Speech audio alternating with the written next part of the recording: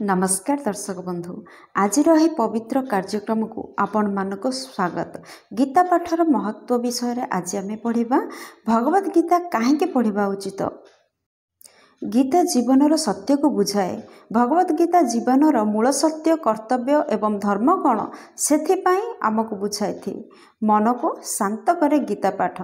चिंता भय दुख घटिले गीता शिक्षार मन को शांति दे थाए। सठिक निष्पत्ति नेबाकू सहायता करे गीता। अर्जुन का द्वंद्व भली आम जीवन में द्वंद्व आसे। गीता ठीक रास्ता चयन करने को सिखाए। कर्म किपरि करबा ताहा सिखाए गीता।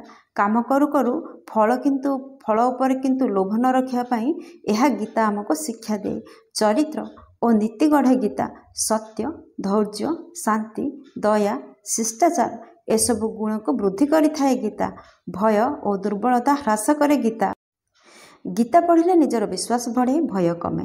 जीवन को सठिक दिग दे थाए गीता। भल मनीष करबा किपरि कौन कौन ठीक कौन भूल स्पष्ट बाढ़ी दे थाए गीता। आत्मज्ञान दे थाए गीता। मु किए भाविले गीता आमको निज आत्मार परिचय कराए। चाप बा स्ट्रेस रु कमाई आमको शांति दिए। आधुनिक जीवन में चाप परीक्षा चिंता गीता यहाँ ह्रास करे। निज जीवनर लक्ष्य बुझिबारे सहायक हुए। कहीं जन्म नेलु कौन करबा उचित गीता ए सबको स्पष्ट करे। दिनचर्या को सठिक करे। गीता पढ़िले दिन को शांति रे एवं श्रेष्ठ भाव में काटवा को साहाय्य करे। क्रोध नियंत्रण सिखाए गीता।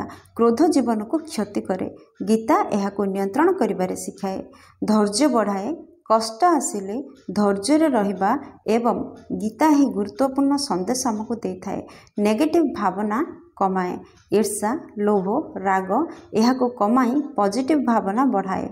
अन्यों प्रति सम्मान बढ़ाए। सबको सम्मान देवा भल भाव में व्यवहार करवा गीता यही शिक्षा आमको दे थाए। शिक्षा रे ध्यान बढ़ाए गीता। गीता पढ़िले मन रे एकाग्रता आसी थाए। आत्मविश्वास दे थाए।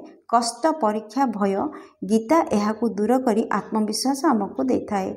भल मनीष हेबाको सिखाए। दया क्षमा प्रेम यह जीवन को आनिबारे प्रेरणा मिले। भगवान सहित संपर्क घनिष्ठ करे गीता। गीता पढ़िले भक्ति श्रद्धा आश्रय यह बढ़ी जाए। जीवनर दुख को बुद्धिमत्ता सहबा सिखाए। दुख आसिले कहीं आसे एवं किपरि ताहाको मेंटाइबा बा किपरि ताहाको दूर करिबा गीता यह आमको बुझाई थाए। कौन ठीक कौन भूल जणई दे थाए। नीति सत्य असत्य सबको स्पष्ट बुझाए गीता। मानसिक शक्ति बढ़ाए। टेंशन शंका द्वंद्व गीता यह शक्ति रे परिणत करे। भल संस्कार गढ़े। घरे और समाज रे भल आचरण करने को साहाय्य करे। कष्ट को सुजोग रे परिवर्तन करने पढ़ाए गीता।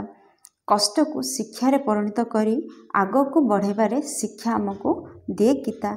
जीवनर शांत संतुलित सुख शरीर भावना सबको समता रक्षा करने शिक्षा दे थाए गीता। दुख समय रे मन को शांति रखे। जीवन रे दुख निराशा भय आसी थाए। गीता मन को शांति धैर्यशील एवं साहस करे। ठीक निष्पत्ति नेबा को सिखाई थाए। भल मंद सत्य असत्य बुझी ठीक काम करने को शिक्षा दे थाए गीता। जीवनर लक्ष्य बुझाए। जन्म कहीं जीवनर काम कौन किपरि जीवन हेबा उचित यह सबू जनाई थाए गीता। कर्मर महत्व बुझाए। काम कर फल पाई चिंता करबानी यही होछि गीतार मुख्य शिक्षा। नीति और धर्म सिखाए गीता। जीवन रे सत्य करुणा नीति कर्तव्य किपरि रखिबा यह गीता आमको शिक्षा दे थाए।